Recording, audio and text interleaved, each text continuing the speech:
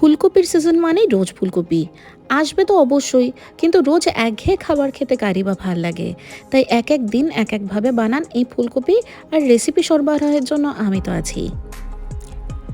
কড়াইতে সর্ষের তেল গরম করে নিন আর তার মধ্যে ভেজে নিন একটা বড় সাইজের ফুলকপি।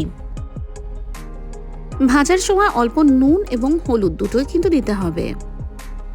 ফুলকপিগুলো রান্নার সময় যদি ভালো করে ভেজে নেন তাহলে দেখবেন এর টেস্টটা কিন্তু অনেক ভালো হয়। দেখুন বেশ লাল লাল করে ভাজা হয়ে গেছে। এবার এগুলোকে তুলে নিয়ে আমি আলু ভেজে নেব। এখানে একটা বড় সাইজের আলু ডুমো করে কেটে নিয়েছি। আলুগুলো যখন একটু লাল লাল করে ভাজা হয়ে যাবে সেটাও তুলে রাখবো আমি। এবার একটা মশলার পেস্ট বানিয়ে নেওয়ার জন্য মিক্সার জারে 7-8টা কাজু বাদাম নেব। নিচ্ছি 1 টেবিল চামচ পোস্ত, 1 টেবিল চামচ চার মগজ, হাফ ইঞ্চি টুকরো করে রাখা আদা, এখানে স্বাদ অনুযায়ী কাঁচা লঙ্কা আমি একটা নিয়েছি, আর দেব টমেটো। এই দিয়ে সবটা ভালো একটা মিহি পেস্ট করে নেব। অন্যদিকে ওই একই কড়াইতে দিয়ে দেব ফোড়নের জন্য তেজপাতা, গোটা গরম মশলা আর হাফ চা চামচ মতো সাদা জিরে। আঁচ কম রেখে এই সময় দিয়ে দেব হলুদ গুঁড়ো আর লঙ্কা গুঁড়ো, দুটোই হাফ চামচ করে দেব। এই সময় যদি হলুদ গুঁড়ো আর লঙ্কা গুঁড়ো তেলের মধ্যে দেওয়া হয় তাহলে খুব সুন্দর রং আসে। 5-7 সেকেন্ড মতো তেলের মধ্যে এটাকে নেড়ে নিয়ে আমি যে মশলার পেস্টটা বানিয়েছিলাম সেটা দিয়ে দেব। যেহেতু মশলায় কাজু বাদাম আর চার মগজ রয়েছে তাই মশলাটা কিন্তু বারবার নাড়তে হবে যাতে লেগে না যায়। মিক্সার জার ধুয়ে একটু জল দিয়ে দিচ্ছি, তারপরে খুব ভালো করে মশলাটা কষিয়ে নিতে হবে। মশলা থেকে তেল ছেড়ে দিলে আগে থেকে ভেজে রাখা আলুটা প্রথমে দেব, কারণ আলুটা রান্না হতে সময় লাগে একটু বেশি। মোটামুটি 4-5 মিনিট আলুটা কষিয়ে নিয়ে এর মধ্যে ভেজে রাখা ফুলকপিটাও দিয়ে দেব।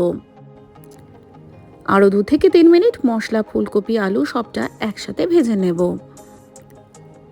তবে অবশ্যই এই সময় গ্যাসের আঁচ কম রাখবেন যাতে মশলাটা পুড়ে না যায়। তারপর এর মধ্যে দিয়ে দেবো গরম জল। এখানে পরিমাণ মতো গরম জল দিতে হবে, যতটা ঝোল রাখতে চান সেই বুঝে। তার সাথে সাথে আলু আর ফুলকপিটাও একটু সেদ্ধ হবে, সেই জন্য পর্যাপ্ত পরিমাণে জল দিতে হবে। তারপর এর মধ্যে দিয়ে দেবো স্বাদ অনুযায়ী নুন। আর যেহেতু এটা নিরামিষ রান্না তাই সামান্য পরিমাণে আমি একটু চিনিও দিচ্ছি।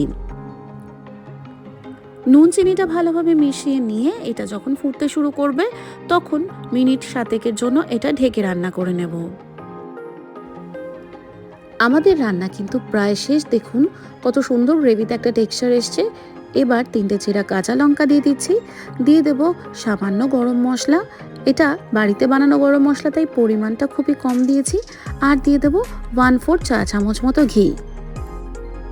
ধনেপাতাটা এখানে একেবারেই অপশনাল, আমার যেহেতু পছন্দের, আর এই সময় শীতকালে যেহেতু ফ্রেশ ধনেপাতাটা খুব ভালোই পাওয়া যায় তাই এটা দিয়েছি। এবার 2 থেকে 3 মিনিট স্ট্যান্ডিং টাইম দিলেই এই রান্নাটা কিন্তু একেবারে রেডি।